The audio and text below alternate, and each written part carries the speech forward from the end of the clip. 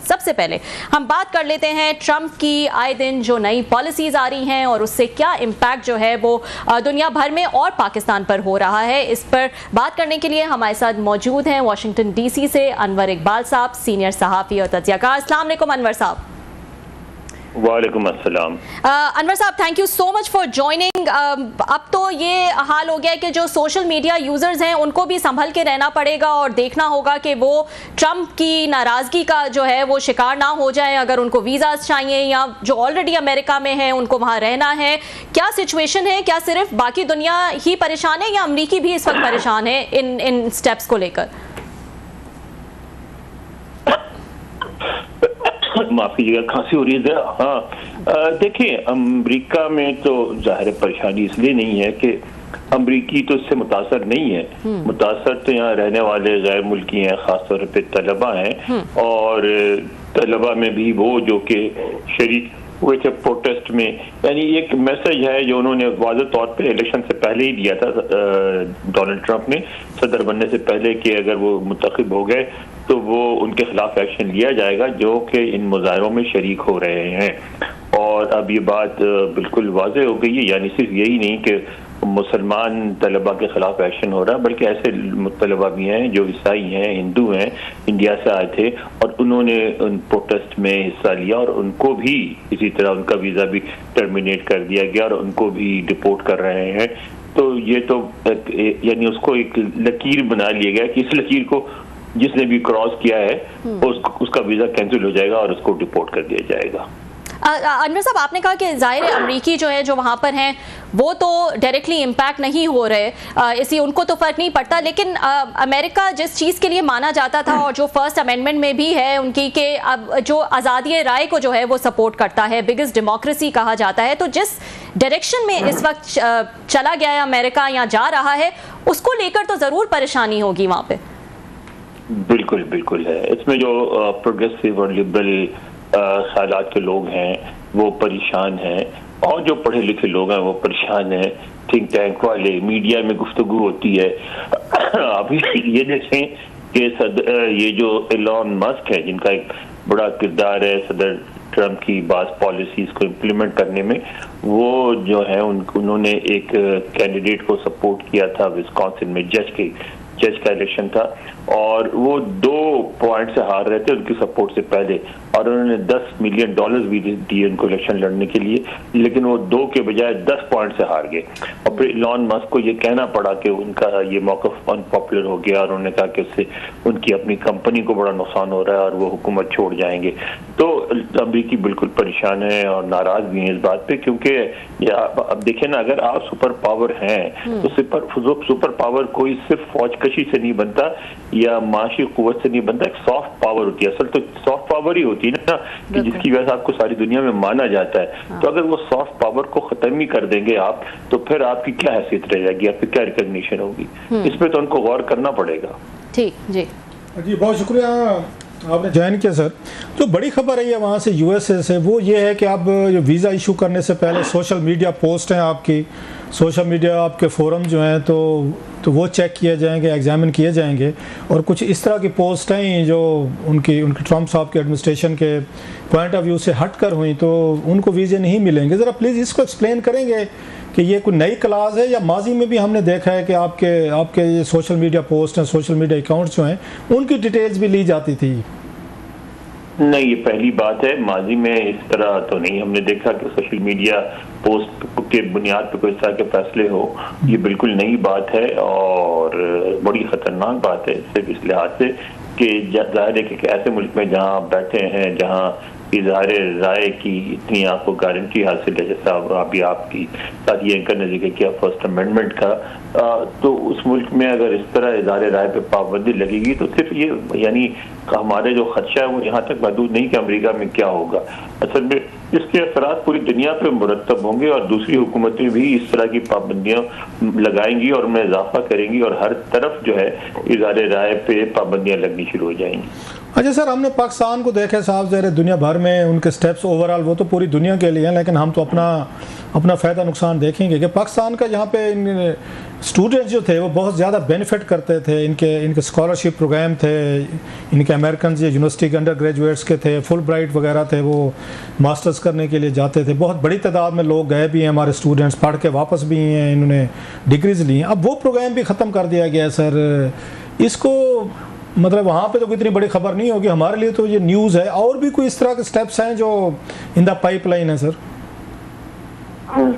नहीं, अभी तो यही है। अभी तो उन्होंने वैसे फुल ब्राइट के बारे में यही कहा जा रहा है कि फुल ब्राइट को उन्होंने अभी कैंसिल नहीं किया है, सस्पेंड किया है उसकी फंडिंग, और उस पर अभी मजीद जो है फैसला होना बाकी है। लेकिन एक जो अंडर ग्रेड प्रोग्राम था वो कैंसिल कर दिया। कुछ और प्रोग्राम जिसके तहत पाकिस्तानी स्कॉलर्स यहाँ आके मुख्तलिफ उसमें प्रोग्राम में पार्टिसिपेट करते थे, यहाँ कोर्सेज अटेंड करते थे, वो भी कैंसिल कर दिया गया है। और सारा लगता यह है कि की सारी पॉलिसी जो है, इवन एजुकेशन पॉलिसी भी जो है, वो सिर्फ नफा और नुकसान की बुनियाद पर चलाई जा रही है। फिर वही मैं बात कहूँगा, ये सॉफ्ट पावर वाली जो अमेरिका की सॉफ्ट पावर है उसकी परवाह नहीं की जा रही है।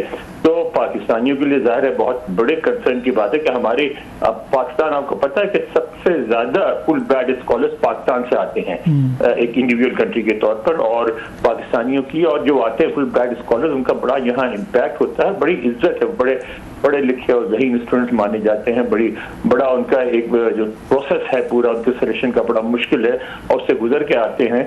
तो वो अगर ये चीज़ें बंद हो तो पाकिस्तान का भी बहुत नुकसान होगा, और बस समझता है अमेरिका के लिए भी कोई बहुत खुशहाल बात नहीं है ये। अच्छा सर, एक हमारी तनकीद रही है, हम अमेरिकन पॉलिसीज़ पर तनकीद तो कर रहे हैं। वर्ल्ड वॉर सेकंड के बाद ये समझा गया है कि अमेरिकन जो है ना, दुनिया का हर मुल्क जो है वो अमेरिका का हमसाया है, और अमेरिकन को ये राइट था वो जहाँ चाहें जब चाहें वो अपने विम्स पे, फैक्ट्स पे, वट वो उस पर इंटरवीन करते रहे हैं, और वो करते भी थे। ये हमारी शिकायतें भी थी कि दुनिया भर में सारा कंट्रोल जो है वो अमेरिका ने संभाला है, और उनका बॉर्डर हर मुल्क के साथ लगता है।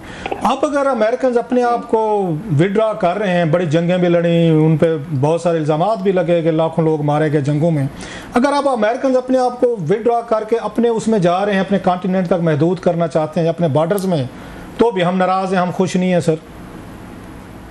देखिए ना, ये तो फैसला अमेरिका का है ना। अगर आप सुपर पावर रहना चाहते हैं तो आपको दुनिया में इन्वॉल्व रहना पड़ेगा, सुपर पावर का काम ही यही है। अगर सुपर पावर नहीं रहना चाहते तो एक अलग फैसला है।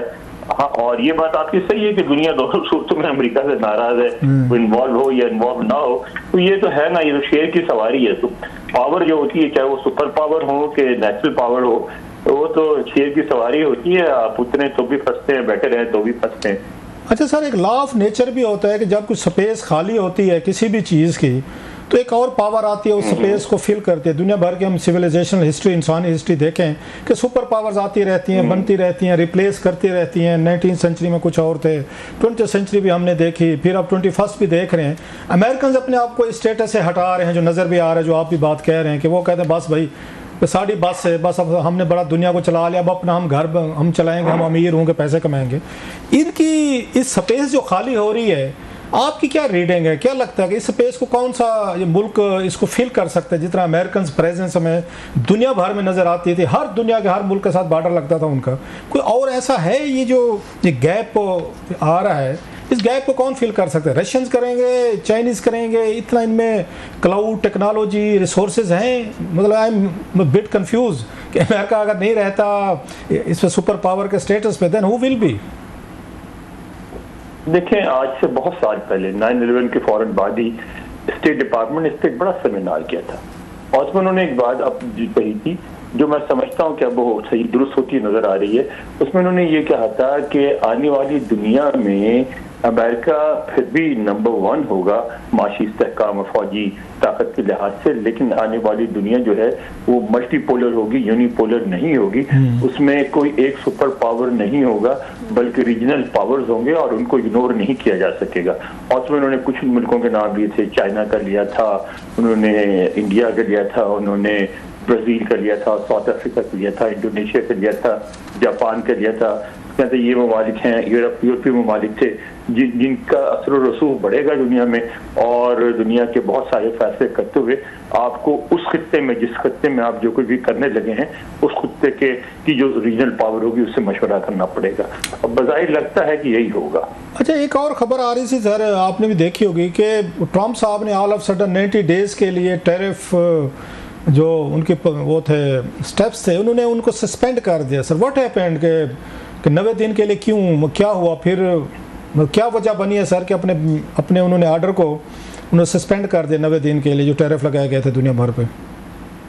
देखिए, इनके जो ट्रेजरी सेक्रेटरी हैं उन्होंने इसकी वजाहत की थी फौरन बाद। उसमें उन्होंने ये कहा था कि सदर ट्रंप की स्ट्रेटजी यही है, वो पहले एक मेजर लेते हैं और उसके बाद स्पेस छोड़ते हैं नेगोशिएशन के लिए, और अब जो है, अब असल सही जो हमारा जो असल प्रोग्राम है जिस पे हम स्टिक करेंगे वो सामने आया है, और अब हम उसकी बेस पे दुनिया से नेगोशिएट करेंगे कि और भी टैरिफ केस पे जो मतलब ये जो ट्रेड इम्बैलेंस है अमेरिका और दूसरे मुल्कों का, इस पे आगे बात करो।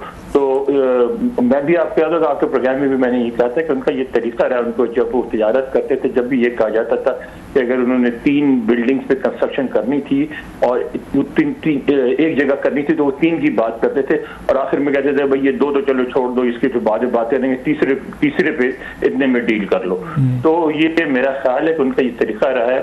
पहले दौर में भी, अपनी जो दौर हुकूमत था उसमें भी उन्होंने इस तरह किया था कि वो पहले बहुत बड़ी एक बात कर देते हैं जिससे एक हंगामा हो जाता है, और उसके बाद फिर वो असल डील ऑफर करते हैं, फिर उस पर बातचीत करते हैं। अच्छा, लास्टली सर, लास्ट क्वेश्चन, खबर आ रही थी पाकिस्तान के जो मेडिकल एजुकेशन को जो रेगुलेट करते हैं कि इस वक्त 1000 पाकिस्तानी डॉक्टर जो है ना, उन्हें रेजिडेंसी लिया वहाँ पे, या वहाँ पे यहाँ से वो शिफ्ट हुए, अमेरिकन मेडिकल सिस्टम में दाखिल हुए हैं, और बड़े बड़े यहाँ से मेडिकल कॉलेजेस के नाम आ रहे थे, उसमें KE आ रहे थे, बाकी हैं। तो इसको आप कैसे देखते हैं कि ये should we call it our मतलब ब्रेन ड्रेन, या हमारे डॉक्टर्स जाएंगे ज़्यादा क्वालिफाइड होंगे, वापस उन्होंने आना नहीं होता? और यहाँ पे एक एतराज़ ये भी आ रहा है कि जितने भी सरकारी ये मेडिकल कॉलेज है, मेरी अपनी भी फैमिली में हैं डॉक्टर्स हैं, लिहाजा कोई डॉक्टर सुन के नाराज़ ना हो, तो ये जो जितने भी ये यहाँ से ये डॉक्टर जो पढ़ते हैं उन पर बहुत सारा पैसा लगता है सर, और अगर आप प्राइवेट में पढ़ाएं तो साल के 20-25 लाख रुपए तो फीसें लेते हैं, डोनेशन अलहदा लेते हैं। तो सरकारी जो हमारे मेडिकल कॉलेजेस हैं, इस पे आवाम का, हुकूमत का, उनको डॉक्टर बनाने पे बहुत सारा पैसा लगता है। All of sudden they migrate to USA या अदर यूरोपियन, सऊदी अरब या UK। How do you see that sir? इसको आप कैसे देखते हैं? अगरचे बहुत सारे लोग कहते हैं डॉक्टर्स की बेचारों की इज्जत नहीं रही, ना नौकरियाँ हैं तो ना उनकी अच्छी तनख्वाहें हैं, सो दे गो फॉर गुड मतलब फ्यूचर। तो आपका तो डॉक्टर्स का वहाँ से रब्ता रहता है sir, how do you see that? इस पर सियासत साहब बेनज़ीर भुट्टो जब वज़ीर आज़म बनी थी पहली दफ़ा, तो उन्होंने एक तजवीज़ पेश की थी, और उस तजवीज़ को सीरियसली नहीं लिया गया।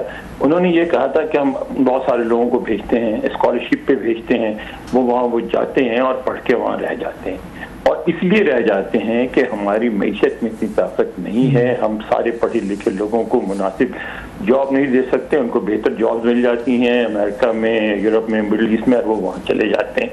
तो उसका इंतज़ाम ये होना चाहिए कि हम एक तखमीना लगाएं कि हमारा इतना खर्चा है और इतना उस पर सूद बनता है, वो बन के वो ज़रूर जाएं, लेकिन हर महीने एग्रीमेंट करके जाएं, और जहाँ जा रही हैं उस हुकूमत को उस एग्रीमेंट में शामिल किया जाए, और वो हर महीने इतनी रकम मिला के वो टोटल इतनी रकम मुल्क को वापस करें। लेकिन उस पर हंगामा हो गया, नहीं फिर तो लोग आएंगे नहीं, वो नहीं होगा, तो वो फिर तजवीज़ रहेगी। हालांकि मैं समझता हूँ बड़ी मुनासिब तजवीज़ थी, क्योंकि लोग तो जाएंगे, आपकी मईशत कमज़ोर होगी, लोग बाहर जाएंगे और आपका सारा पैसा डूब जाता है। तो आपको एक सिस्टम बनाना चाहिए जिसके तहत कि मैं यहाँ डॉक्टर यही बात करता हूँ कि जी आप तो ठीक है, आप बड़ी बड़ी बातें करते हैं और करना चाहिए, आपकी बड़ी अचीवमेंट है माशाल्लाह, लेकिन ये भूल जाते हैं कि आप $2-3 महीने के दे के आपने तालीम हासिल की जो दुनिया में कहीं नहीं होता, तो उसके बदले आपको मुल्क के लिए भी तो कुछ करना चाहिए। तो वो जो, और इस तरह नहीं करना चाहिए कि आप चैरिटी के लिए कर दें या अपनी दिल की अच्छाई के लिए कर दें, वो तो एक आपका जाती फेल है, गुनाह और सवाब का। हुकूमत एक ऐसे इक़दाम करे जिससे आप पाबंद हो कि आप इन रिटर्न मुल्क के लिए ये करेंगे।